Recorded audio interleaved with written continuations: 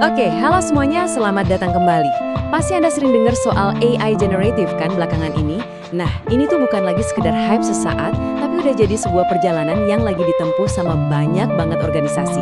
Di sini, kita bakal coba bedah perjalanan itu satu persatu biar lebih kebayang. Percaya atau enggak, kita ini lagi ada di tengah-tengah sebuah revolusi. Coba deh bayangin, AI generatif itu punya potensi yang luar biasa banget buat ngubah cara kita kerja, cara kita berinovasi, bahkan cara kita hidup. Dan ini berlaku di hampir semua industri yang bisa kita pikirin. Kekuatannya itu benar-benar transformatif.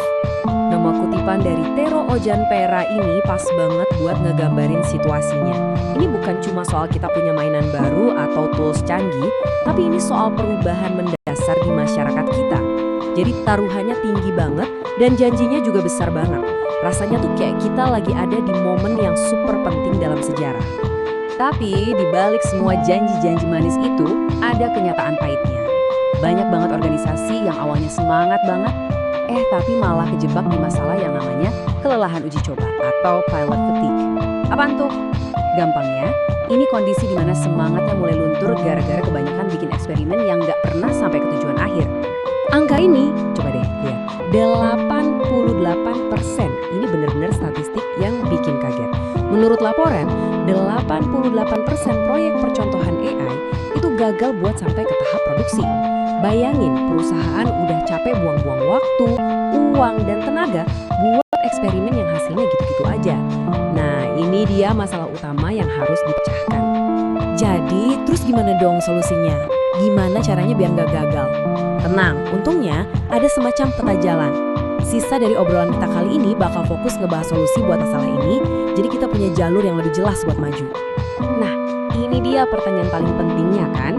Di tengah semua hype ini, gimana caranya kita bisa misahin mana yang beneran berguna dan mana yang cuma omong kosong, biar nggak gagal? Kerangka kerja yang bakal kita bahas ini dirancang buat ngasih jawaban yang kita butuhin. Oke, yuk kita bedah lebih dalam. Peta yang kita maksud ini namanya model kemetangan AI generatif dari AWS. Ini tuh semacam kerangka kerja yang udah disusun rapi, yang tujuannya buat ngebantu organisasi ngelewatin semua kerumitan dalam mengadopsi AI. Jadi, perjalanannya ini dibagi jadi 4 tahap yang beda-beda. Yang pertama, bayangkan. Kedua, eksperimen. Ketiga, luncurkan. Dan terakhir, skalakan. Tiap tahap ini ngewakilin fase yang unik dalam proses sebuah organisasi buat bisa bener-bener manfaatin AI generatif. Yuk kita mulai dari 2 langkah pertamanya dulu. Anggap aja ini fase buat ngebangun fondasi yang kokoh dan mulai coba-coba dulu, ngetes ombak sebelum kita berenang ke tengah laut. Tahap pertama, bayangkan atau envision. Anggap aja ini fase belajar dan eksplorasi. Kayak ikut seminar, ngobrol sama para ahli, terus mulai mikirin kira-kira di mana ya AI ini bisa ngasih dampak paling besar. Contohnya, ya dengan nyari sumber data yang paling bagus, karena data itu kan ibarat bensin buat mesin AI.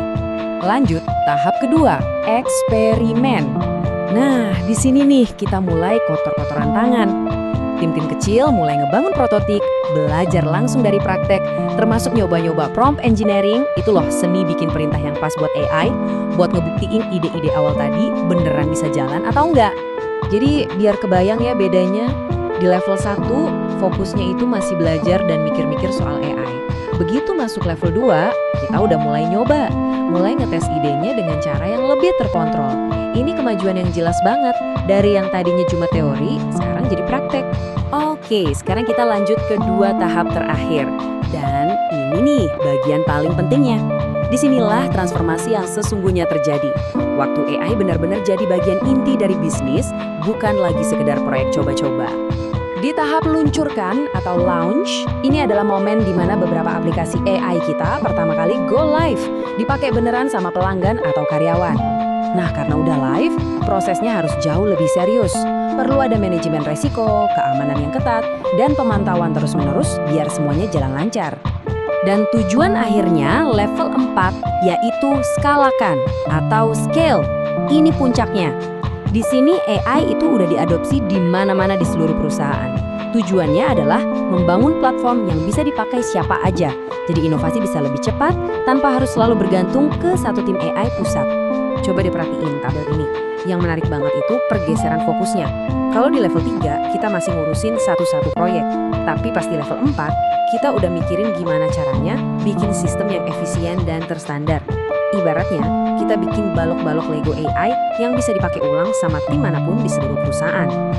Oke, tadi kan kita ngomongin perjalanan buat perusahaan ya.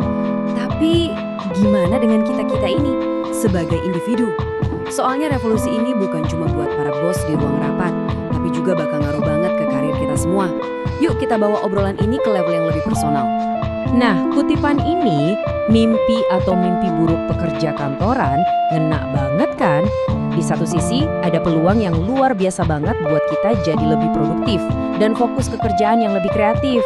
Tapi di sisi lain, ya ada juga tantangan dan rasa khawatir soal perubahan peran kita di pekerjaan. Terus gimana caranya biar kita nggak cuma bertahan, tapi malah makin berkembang di era ini? Jawabannya, 1. Adaptasi. Ini soal kemauan buat terus belajar, ngasah skill baru, dan mindahin fokus kita ke peran-peran yang justru nggak bisa digantiin mesin. Kayak strategi, kreativitas, empati, dan berpikir kritis. Pada akhirnya, suka atau nggak suka, perjalanan AI ini udah dimulai, baik buat perusahaan maupun buat kita pribadi. Jadi, pertanyaan terakhir buat kita renungin bareng-bareng, dalam perjalanan besar ini, posisi Anda sekarang ada di tahap mana? Terima kasih sudah menyimak.